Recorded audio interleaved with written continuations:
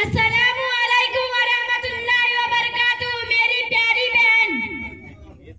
वालेकुम अस्सलाम रहमतुल्लाहि व बरकातुहू। क्या बात है बहन, आज तो फूले ना समा रही हो। पूरी जमात के साथ ये कैसा नाराबाजी है? अरे आपके हाथ में ये झंडा कैसा?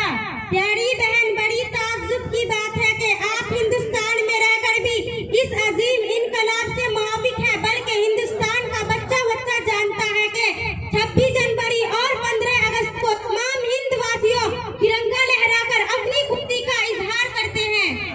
ओह सॉरी बहन, हकीकत में मेरा ख्याल उस तरफ गया ही नहीं। अच्छा हुआ आप टकरा गए।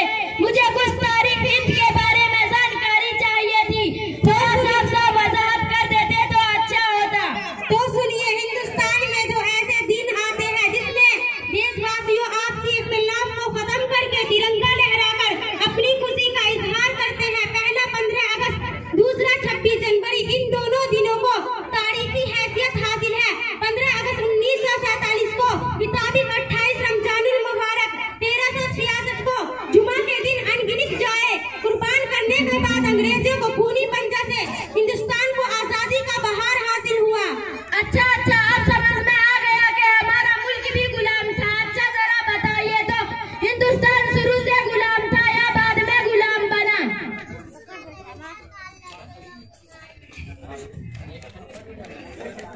नहीं मेरी प्यारी बहन, हमारा मुल्क पहले भी आजाद था और आज भी आजाद है। अंग्रेजों की बदनीयती और चालाकी की वजह से कुछ दिन तक हम लोग जरूर कैद में रहे। इसकी लंबी दास्तान है, छोड़ो।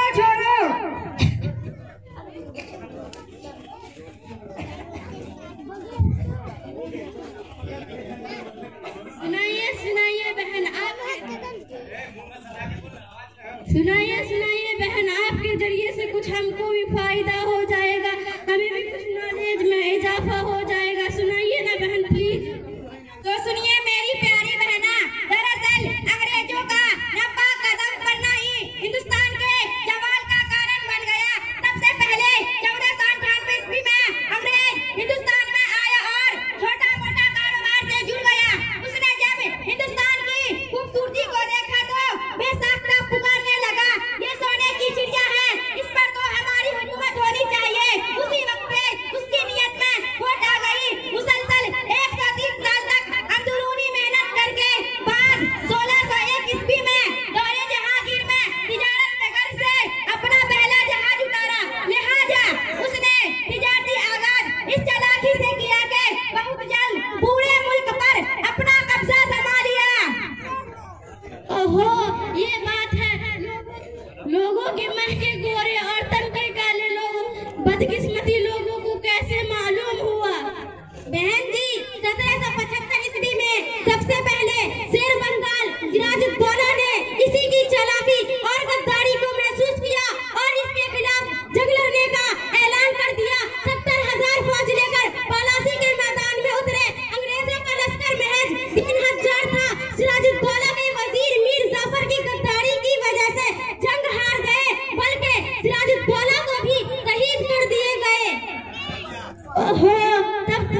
ओहो, तब तो अंग्रेजों का बोलबाला हो गया होगा। उसके बाद अल्लाह ने शेर मैसूर टीपू सुल्तान को खड़ा कर दिया। टीपू सुल्तान ने अंग्रेजों का पुरजोर मुखालफत की, यहाँ तक के जंग का ऐलान कर दिया। इस बार भी अपनों की गद्दारी की वजह से टीपू सुल्तान को 1799 ईस्वी में बेरहमी से कत्ल कर दिए गए। टीपू सुल्तान के मरने के बाद बज़ाहिर अंग्रेजों का